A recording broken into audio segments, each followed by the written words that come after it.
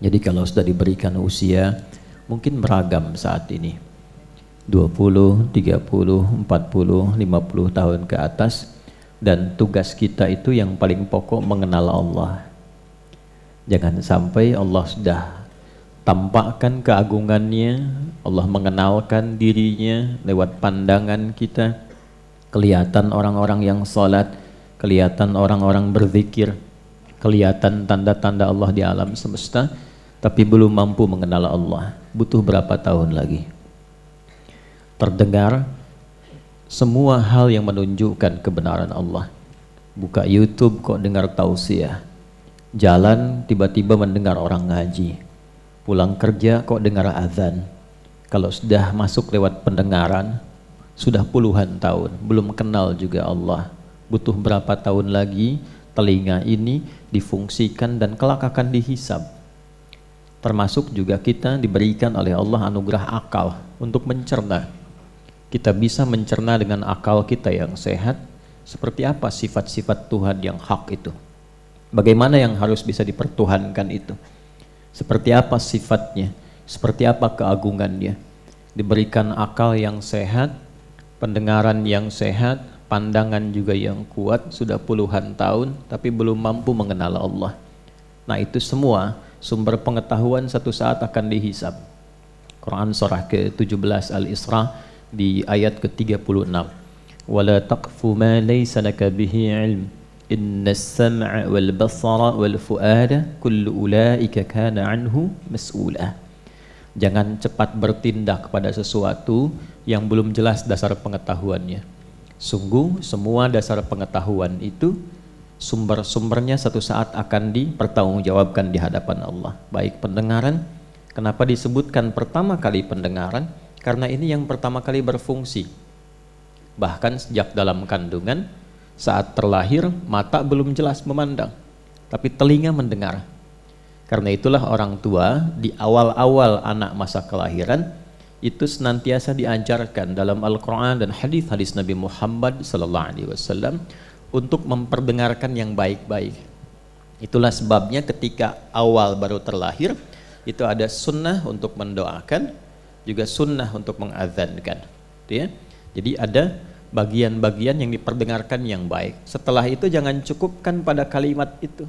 Konsisten orang tua itu selalu berinteraksi pasangan dengan berbicara yang baik-baik karena anaknya dengar, ya.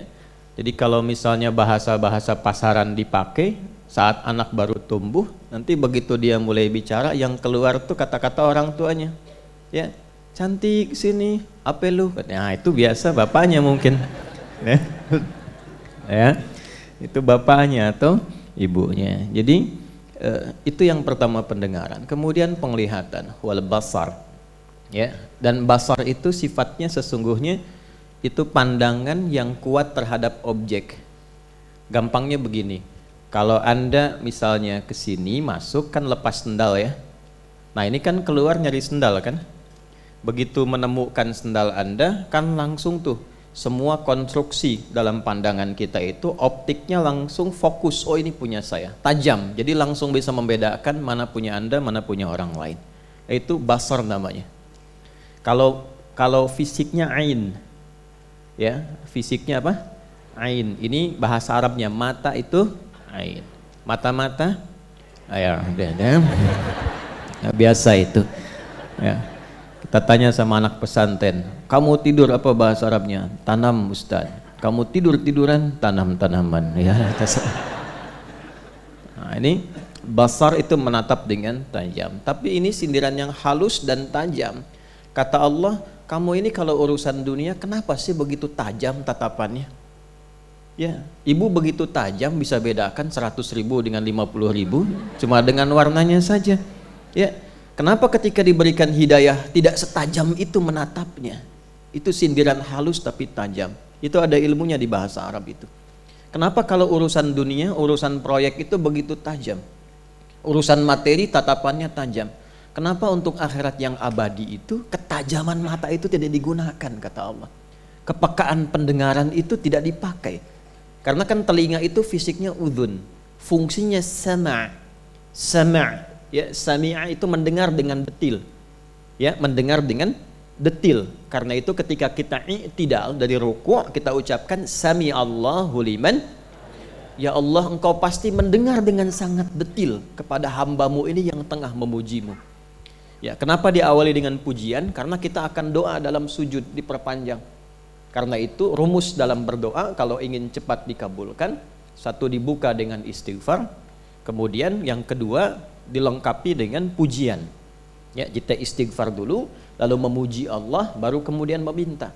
Ya, nah kita disindir tuh dengan bahasa yang halus. Inna sam'a, pendengaranmu itu yang begitu tajam dalam urusan dunia, itu nanti akan dikonfirmasi tentang urusan akhiratmu. Termasuk fuad, ya, akal budi yang mencerna sesuatu untuk disimpulkan. Nah, karena itulah dalam kehidupan kita, coba sampai detik tuh ada waktunya kita merenung. Terutama di saat-saat malam menjelang tidur. Itulah sebabnya kenapa disebut Isya waktunya. Jadi kalau harakatnya fathah di atas, Asya, itu masih sibuk mencari ma'isyah. Tapi kalau turun jadi kasrah, kasrah itu kasrah, hancur, pecah, habis, selesai. Maksudnya sesibuk-sibuk kita, sepandai-pandai dan secepat-cepatnya bergerak, pada akhirnya akan selesai, akan terpejam. Nah, diberikanlah kita itu pelajaran setiap malam untuk terpejam, supaya merasakan kalau besok-besok terpejam untuk selamanya dan tidak bangun kembali. Bekal apa yang dibawa? Karena begini kata Al-Imam Al-Ghazali itu, orang itu kalau dia mimpi, itu bekal mimpinya dibawa dalam keadaan sebelum tidurnya. Jadi apa yang Anda rasakan saat tidur, itulah yang dibawa ketika Anda bangun sebelumnya. Ya. Makanya kan ada yang saat tidur senyum, ya kan? Ada yang saat tidur misalnya kan ya membahas apa, dia bicara sendiri, itu terbawa memori sebelum tidur. Nah, apa yang Anda rasakan pasca tidur, itulah yang dibawa setelah Anda tidur. Karena itu saat bangun itu pertama kali yang difikirkan kan hasil mimpi kan? Ya, bukan kredit motor yang kemarin belum lunas kan? Ya. Yang saat tidur begitu bangun itu merespon keadaan saat tidur. Karena itulah kemudian untuk menetralisir itu kita berdoa. Itu mahal sekali ilmunya, mahal. Nah, sama persis itu kan miniatur kehidupan yang kita bawa ke akhirat. Apa yang dibawa ke alam kubur itu hasil pekerjaan kita sekarang saat hidup di dunia, sebelum tidur di alam kubur. Itu maksudnya. Jadi kalau kita siapkan sekarang, kuburannya nyaman. Kalau kita dedikasikan semua aktivitas karena hasil mengenal Allah Subhanahu wa taala, itu diberikan kehidupan yang sangat megah di alam kubur. Itu jelas sekali di Quran surah ketiga Ali Imran di ayat ke-169 sampai 171.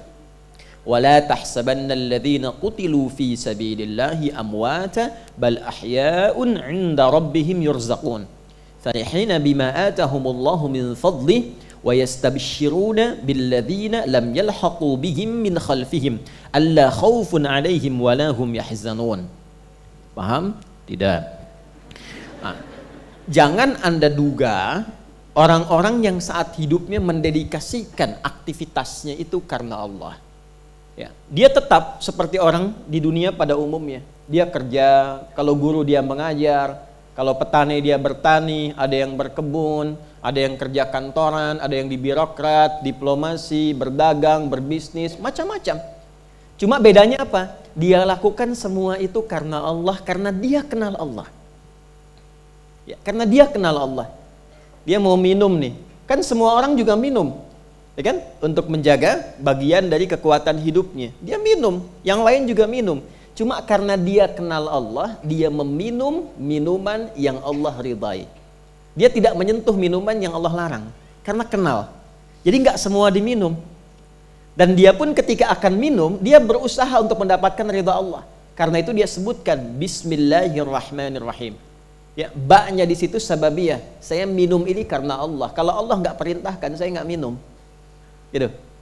Ya, kalau Allah nggak perintahkan, saya tidak minum. Kalau Allah larang, nggak akan saya minum. Kalau di depan minuman saya yang dilarang oleh Allah, nggak akan saya minum.